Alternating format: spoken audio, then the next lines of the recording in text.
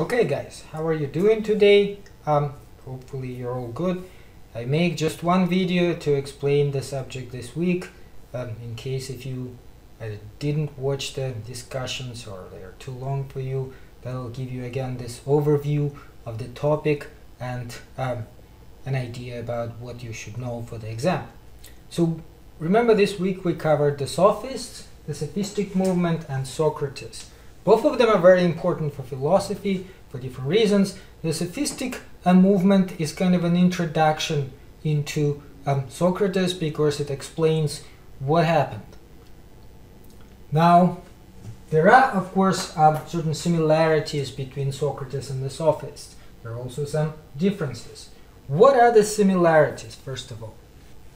Well, let's start with the Sophists. The Sophists were kind of these traveling professors, traveling teachers who emerged in 5th century BC as educators. They were kind of filling up the gaps in the system. They were somewhat progressive in the sense because they taught all sorts of subjects which students didn't know in school. Also, they are in many ways modern, you may say, forward-thinking individuals because lots of things they were saying today we actually may agree with them, at least a lot of people. Famous sophist Protagoras was saying the man is the measure of all things. Those who are that they are, and those that are not that they are not. So essentially the idea behind all that is that we as human beings decide what is good and what is bad.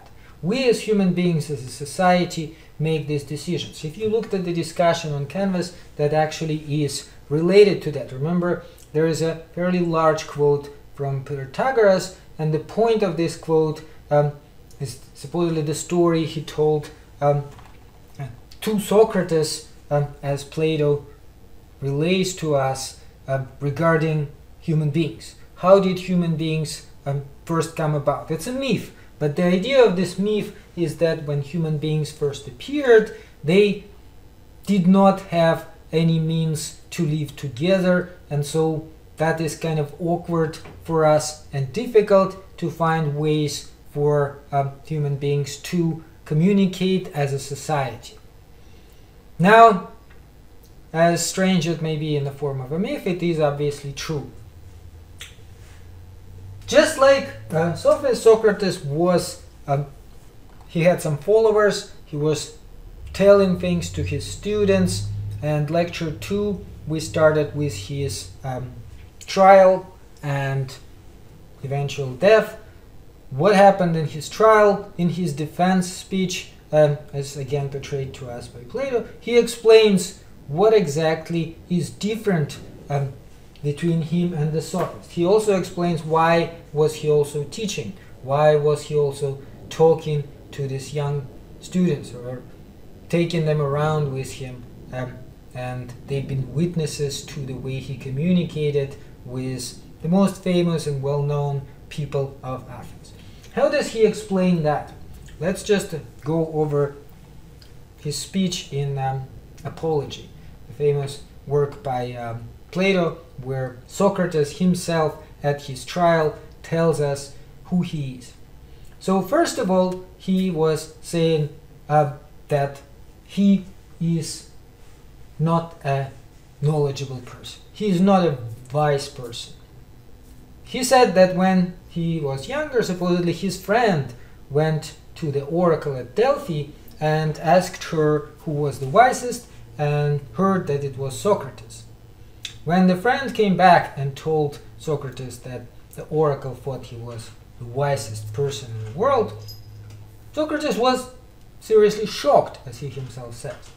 He said, I am not the wisest person at all. I never thought about myself in such a way. In fact, I don't really know anything.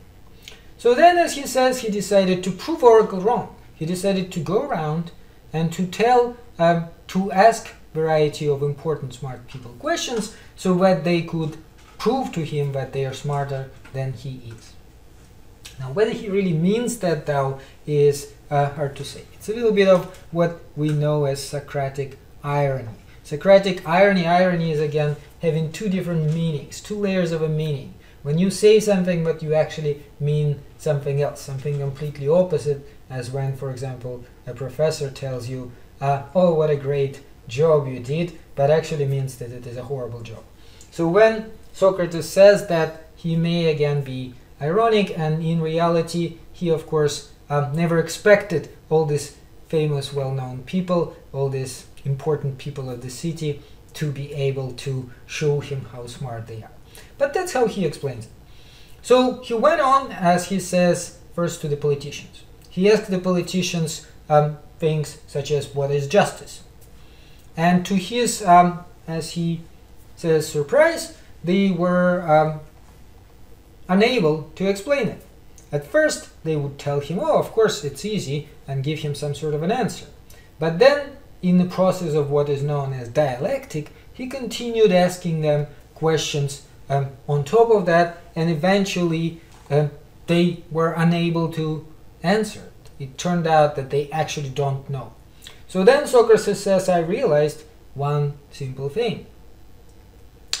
I may be not a knowledgeable person, I don't know anything, but at least I know one thing, that I don't know anything. And these important people, they also don't know anything, but they actually think that they do.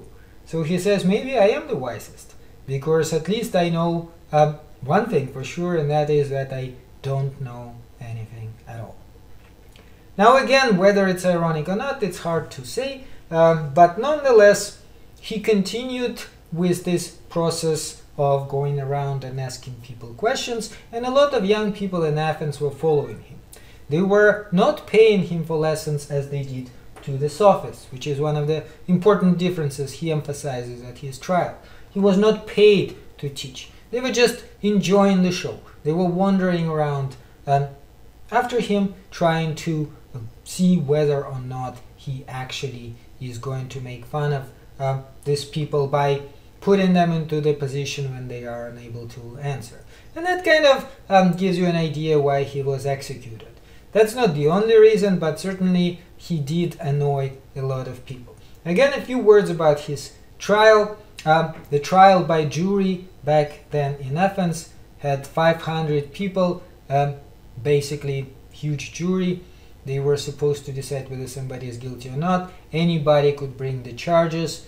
A person named Miletus has brought charges against Socrates and accused him of two things. Not honoring the gods which the city is honoring, praying to some other divinities instead, and corrupting the youth. So this is the answer to the question what he was found guilty of. Eventually, the jury decided that he was guilty.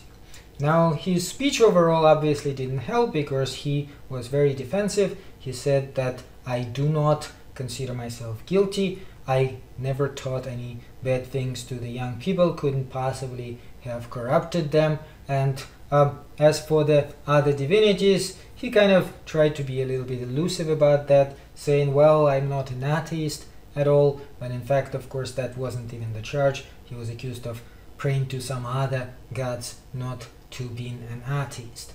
There's a strong suspicion that the divinity he himself considered to be God was closer to the Christian idea of God. This all-powerful one God, the one Xenophanes was talking about. But of course, Socrates himself would never admit to that.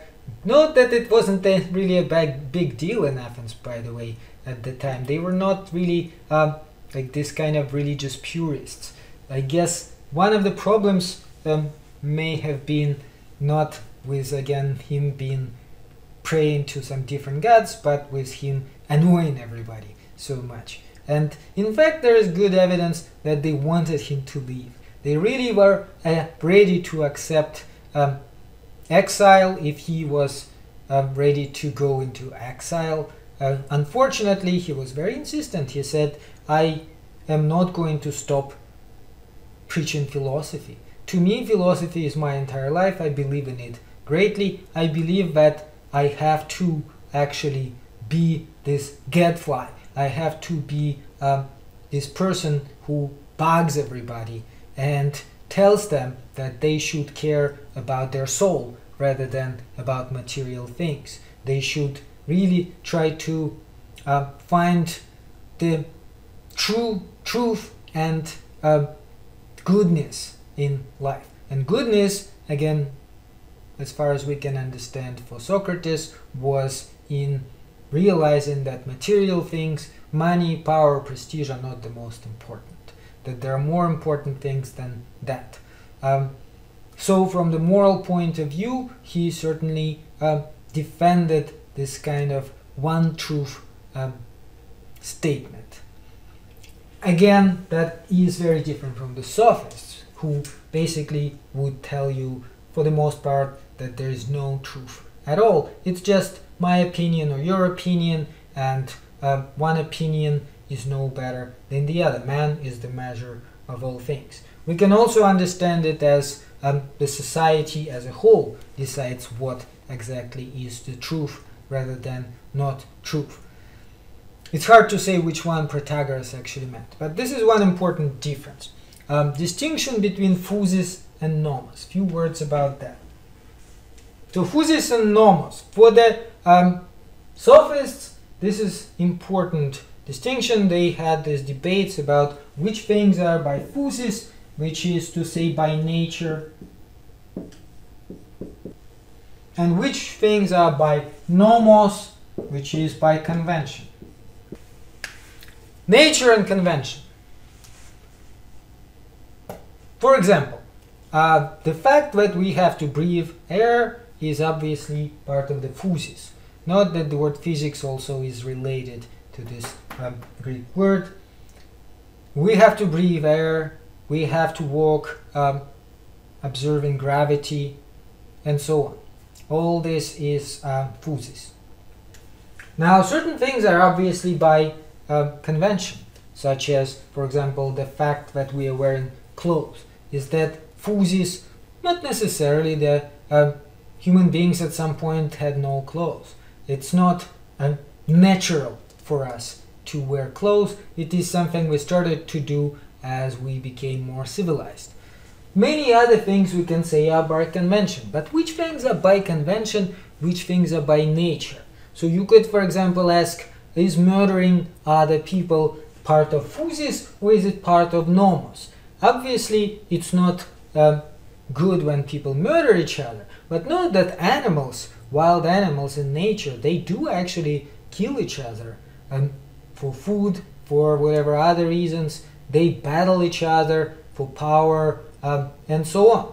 So is that part of human nature? Is that Phusis? Or is this Nomos, that, for example, we do not allow murder? When we say murder is wrong, are we saying something which is fundamentally part of the law of nature? Or are we just saying, well, I don't really enjoy being murdered, and so how about I'm not going to murder anybody, but I also don't want anybody to murder me. That would, of course, be part of the Nomos. And note that while Sophists considered most things we do Nomos, Socrates would probably disagree with that.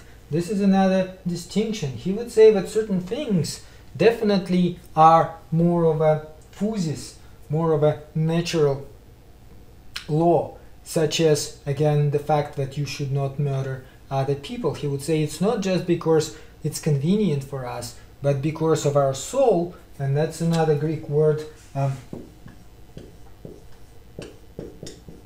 psyche. We have a soul, psyche, and that soul will be damaged if we murder other people, and that is natural. That is not something we can just decide by convention. Why is it pronounced psyche and not psyche? That's because in Greek that actually is supposed to be psyche, but when you spell it in English, as in the word psychology, that is kind of mispronunciation of the original Greek word.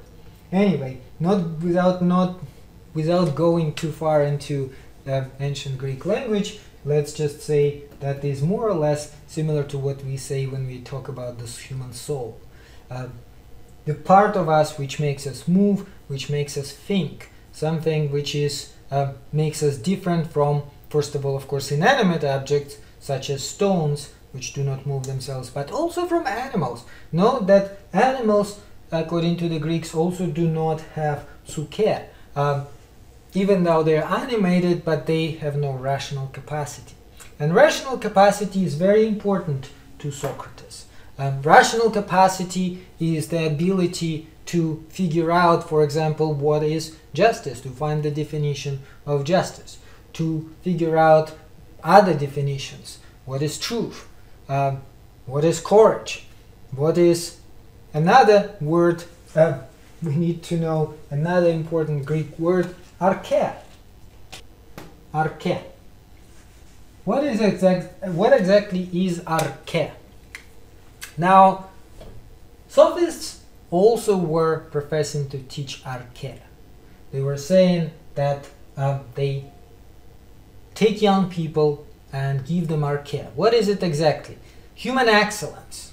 They are making them good human beings. The person who has arche is an excellent human being. Now, obviously, there is different way we can understand it. If we go back to the time of Homer and Hesiod, which is good old ways of the ancient Greece, arche would be a warrior. Remember, we talked about it before. A warrior, a person who defeats his enemies, who is powerful, strong. Now, how about the Sophists? The Sophists already changed that. They said it is the person who is successful, a person who has money, power, good job, as we would say. That's the person who has the arche. He is an excellent human being. Now, Socrates disagrees with that too. Remember, he's saying money and power is actually not important. So what would be the arche? That would be a good human being, the human being who is serving the good. The good to Socrates is actually a real thing. It's not just a word you're using when you like something. The good would be closely connected to your soul, your psyche. It is making your soul the best it can be. It is something important. We will go into more detail about it next time when we talk about Plato, and the reason is very simple, because most of what we know about Socrates comes from Plato, and it's kind of hard to figure out at which point Plato stopped talking about historic Socrates, the guy who was executed in ancient Greece in year 399 BC, and started just using his own ideas, because we're pretty sure at some point he did. At some point he started just developing these things he heard from Socrates further. We'll talk more about Plato next time, but just as a preview, Plato was one of these young people, one of the students who followed Socrates around. He was one of these young people who watched Socrates make fun of all these important people. He was also there at the trial, and he was also a witness to the execution of Socrates when he was convicted, found guilty, and then later given poison in order to commit the sentence. The whole thing made huge impact on Plato, and Plato, because of that, became a philosopher and spent the rest of his life trying to prove, first of all, that there's a difference between the Sophists and Socrates, and second of all, what this difference is, and to kind of even make it better and explain it to the world in a way that Socrates could never explain it. Socrates himself never wrote anything, but Plato wrote a lot. He wrote these important works, which still survived up to this day. But again, this is for next week. This is something we will talk about next week. Plato has a rather elaborate system. There's no need and no time to go into it right now. So just a couple more things which you guys need to know for the exam. First of all, what is Socrates' method of seeking the truth? Dialectic. Dialectic method is the method of question and answer. This is exactly what he was doing. He would ask these things such as, what is justice? And the people he would be asking would answer him. And then he would kind of follow up on that. And dialectic method is generally this method of a dialogue between two people, which kind of leads you from one definition to the other in search of some sort of better definition. Now the other thing, how is he referring to himself? He was referring to himself as a midwife of knowledge, midwife of ideas. He was saying that he is simply helping his students to find knowledge within themselves. So what he was doing is actually what midwives do for the women who are pregnant. They help them deliver a baby. So he was saying, as similar to that, Socrates himself was helping people to find knowledge within themselves, because they already know what is good. They already know what justice is. They just cannot really point it out. If they dig inside themselves deep enough, if they put some effort, they'll be able to discover that. So midwife of ideas, that's how he referred to himself. Okay, I guess now it is all we have, and I'll hopefully see you next week.